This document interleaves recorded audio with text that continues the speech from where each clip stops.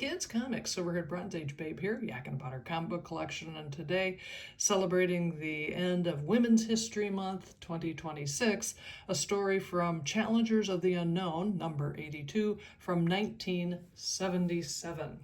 And as many of you know, women characters in the 1970s in comic books were not often treated very well. And here's an example of it. Okay, so number one, I got this book by mistake. I ordered another comic book completely from an eBay seller. This one showed up instead. I texted him and said, hey, wrong book. He said, oh, I'm so sorry. Why don't you just keep it and I'll send you the other one. And so we're all good. So it's like, all right, okay. I kind of like the Challengers of the Unknown, I thought. But then I started to read this story, and it starts out by explaining who the Challengers are. They are 4 men who live on borrowed time, devote their lives to strange and exciting places, yada yada. But it's like, wait, there's a woman there, and I find out that her name is June. I don't think she is given a last name in this thing. The boys have all the action. They're basically trying to save their professor. Don't all these groups always have a professor?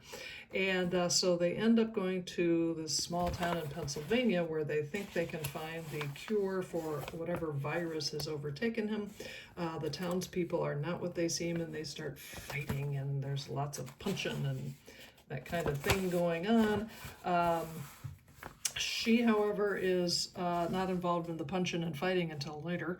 But we move into an operating theater where the doctor in the town is examining this poor professor, and the June, who supposedly is a brilliant either scientist or archaeologist or a pilot or something like that. She is supposed to have some modicum of bravery, is absolutely sickened by that, whatever she's seeing. And her sensibilities are so tender that she must leave and not view it.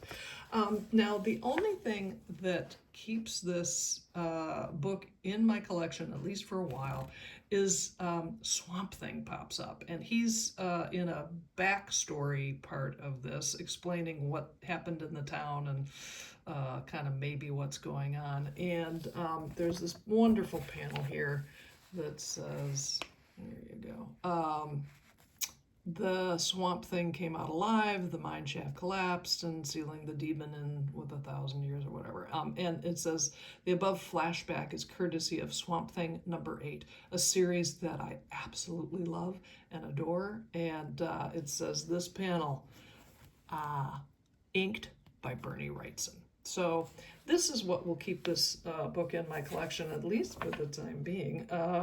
Meanwhile, our petrified young, brilliant scientist, archaeologist, just has a shiver because, golly, I think something's wrong. I really don't know. And the men are sent off to figure out what to do. And then, interestingly enough, Richard Nixon shows up. I was like, why is Richard Nixon in the small town of Pennsylvania? He's an ex-president and he's been pardoned. Why would he be here? But it's not Richard Nixon.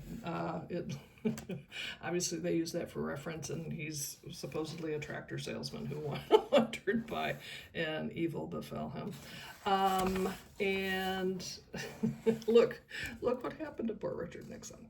Oh no. Meanwhile, what does our brilliant scientist do? Screams. She just screams. She's screaming, forever screaming. See, it says right there. She screams.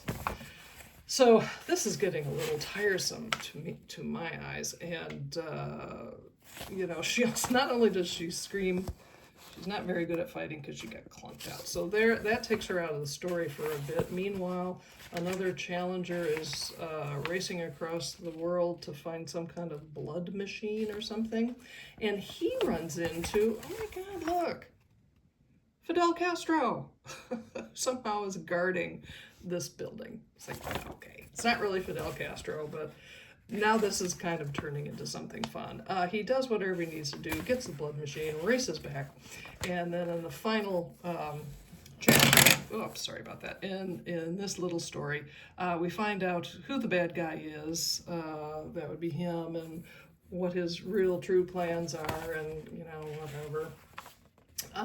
And one of our challengers breaks free of his bonds and is like, hey, wait a minute, what happened to June? Where is she? So they race around the island or the town or whatever until they find June, the poor June. Take one more step, gentlemen, and your friend will become one with, I can't even pronounce it, and it doesn't really matter, because there she is, being held by her hair, coming face to face with, you know what, I'm not even going to go there, but let's just say adult readers might catch something that younger readers might not. So yeah, there it is. There's Challengers of the Unknown from 1977, a perfect example of women in comics in the mid 70s to celebrate Women's History Month. Well, listen, thanks so much for stopping by. I'll see you again next time.